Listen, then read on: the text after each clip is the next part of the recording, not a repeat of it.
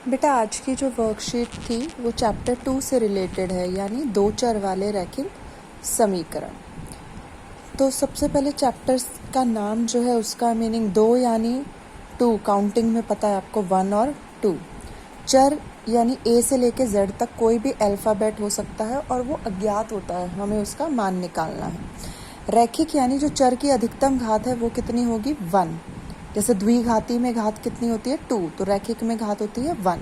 समीकरण वो होती है जिसमें बीच में मतलब आपका बायां पक्ष दायां पक्ष होता है, क्योंकि बीच में किसका निशान होता है बराबर का। तो ये हो गई लेफ्ट साइड, ये हो गई राइट साइड। और राइट साइड में यहाँ पर हमेशा दो चर वाले रैखिक समीकरण में हम क्या रखेंगे 0। सामान्य रूप है ये, ठीक है।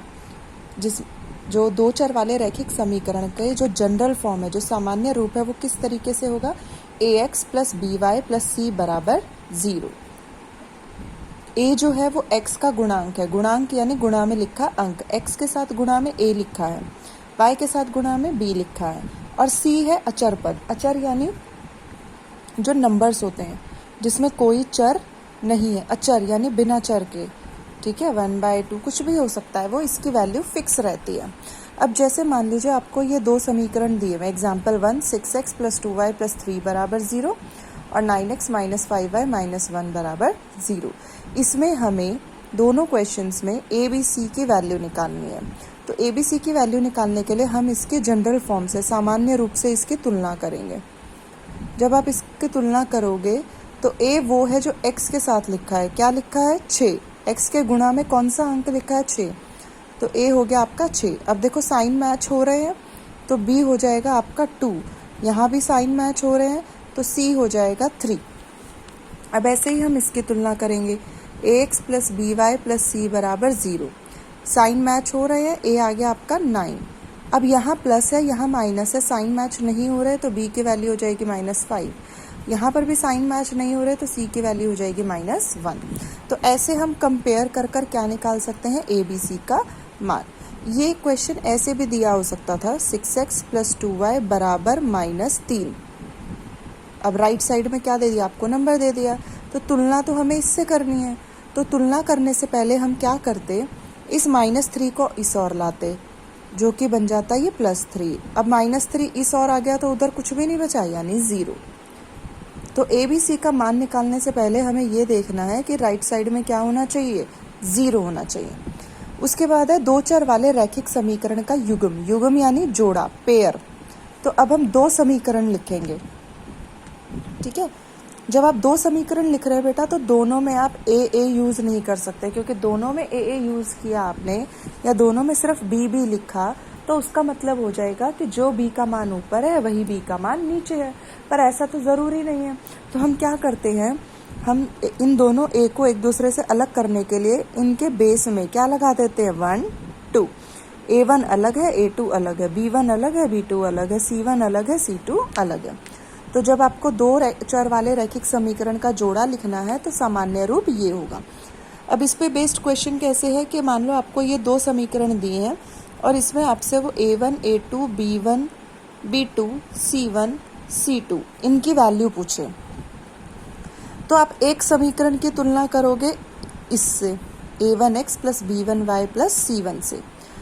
तो जब आप फर्स्ट वाले से इसकी तुलना करोगे, अगर मैं इस इक्वेशन की तुलना किससे कर रही हूँ A1x plus B1y plus C1 से, तो बेटा देखो A1 की जगह लिखा है 6। अब B1 यहाँ पे भी प्लस है, यहाँ पे भी प्लस है, साइन मैच हो रहे हैं तो B1 आ गया आपका 3। C1 वो है जिसके साथ कोई चर नहीं है तो C1 आ गया 9। अब इसकी तुलना हम करेंगे दूसरे वाले से, A2x plus B2y plus C2 बराबर 0। अब जब हम इनकी तुलना करेंगे तो A2 आ जाएगा हमारा 7, B वाले में साइन मैच नहीं हो रहे तो B आपका आ जाएगा -2 और C2 B2 आ गया आपका -2 और C2 साइन मैच हो रहे हैं तो C2 आ गया आपका 5। तो जब आपको दो समीकरण दिए होंगे तो तब आप इनसे कंपेयर करोगे, सिर्फ ए के साथ क्या लगा देना है एक दूसरे से अलग करने के लिए 1 2। तीसरा समीकरण दिया हो तो हम क्या लिख देंगे A3x plus B3y plus C3।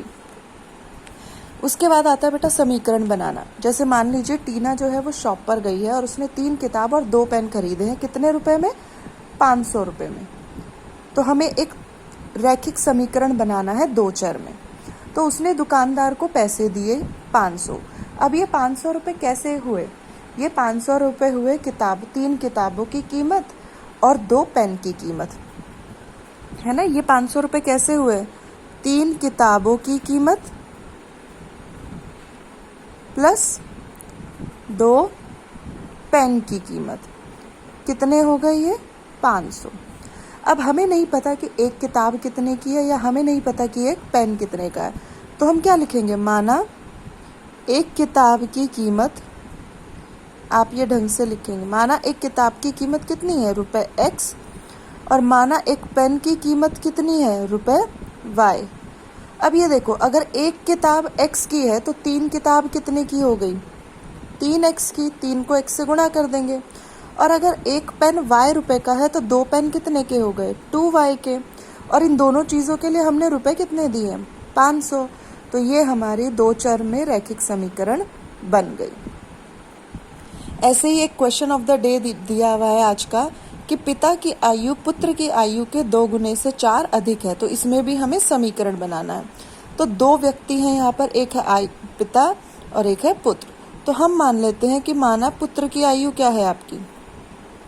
x है और पिता की आयु क्या हो गई? y वर्ष है। ठीक है,